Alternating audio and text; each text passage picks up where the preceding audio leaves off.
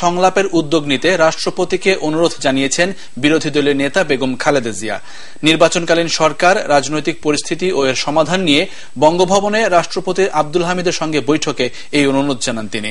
অন্যদিকে রাষ্ট্রপতির পক্ষে সংলাপের উদ্যোগ নেওয়া সম্ভব নয়, তবে সংবিধান সমুন্নত রাখতে যা যা করণীয় তা পালন করবেন বলে প্রতিনিধি দলকে জানান রাষ্ট্রপতি।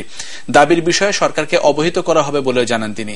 বৈঠক শেষে আলোচনার বিষয় সম্পর্কে পৃথকভাবে ব্রিফিং করেন বিএনপির ভারপ্রাপ্ত মহাসচিব মির্জা ফখরুল ইসলাম আলমগীর এবং রাষ্ট্রপতির প্রেস সচিব ইহসানুল করিম। আহমদ অনিককে সঙ্গে নিয়ে মাহাথির ফারুকের রিপোর্ট। বঙ্গভবনে রাষ্ট্রপতি আব্দুল হামিদের সাথে বিরোধী দলীয় নেতা বিএনপির চেয়ারপারসন বেগম খালেদা জিয়ার নেতৃত্বে সাক্ষাৎ করেন 20 সদস্যের একটি প্রতিনিধি দল। তাকে স্বাগত জানান রাষ্ট্রপতি নিজেই। বৈঠকে বেগম জিয়ার সাথে ছিলেন বিএনপি, জামাত সহ 18 দলীয় জোটের শীর্ষ নেতৃবৃন্দ। এ সময় চলমান রাজনৈতিক সংকট নিরসনে সংলাপের বিষয়ে রাষ্ট্রপতিকে উদ্যোগ নেবার অনুরোধ জানান বিরোধী দলীয় নেতা। বৈঠক শেষে এ বিষয়ে ব্রিফিং করেন বিএনপির ভারপ্রাপ্ত মহাসচিব মির্জা ফখরুল ইসলাম আলমগীর। মহামান্য রাষ্ট্রপতি যেহেতু তিনি রাষ্ট্রের সবচেয়ে বড় অভিভাবক, সেই জন্য তাকে অনুরোধ করেছি এই সংকট নিরসন করবার জন্য একটি সংলাপের, সেই সঙ্গে সমঝোতার উদ্যোগ গ্রহণ করবার জন্য।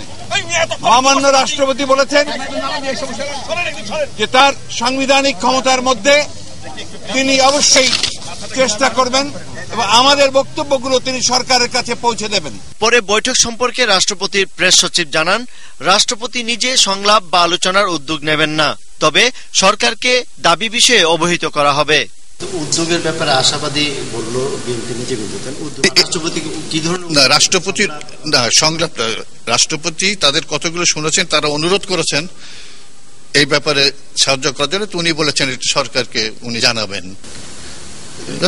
নিজে উদ্যোগ নিয়ে রাষ্ট্রপতি আয়োজন করবেন এমন কোনো কিছু বলেন? না, সেটা না। ওইটাই আলোচনাটা কি উনি উদ্যোগ নেবেন কিনা, যে আলোচনাটা তো শুরু হচ্ছে না। উদ্যোগ নেওয়ার তো সাংবিধানিক ভাবে তো ওনার উদ্যোগ নেওয়ার কিছু নয়, বল তো আর ওনার কোটে না। কিন্তু রাষ্ট্রপতি তো সবার, এটা তো আপনার সবার হলেও তো উনি সুমোটো তো কিছু হয় না, না আপনার তো একটা লাগে। এর আগে নির্ধারিত সময়ের পূর্বেই বেগম জিয়া বঙ্গভবনের সামনে পৌঁছলে প্রায় 30 মিনিট গাড়িতে অপেক্ষা করেন। পরে বঙ্গভবনের ভেতরে প্রবেশ করে বিএনপি চেয়ারপারসনের গাড়ি। মাহাথির ফারুকী, 21 টেলিভিশন, ঢাকা।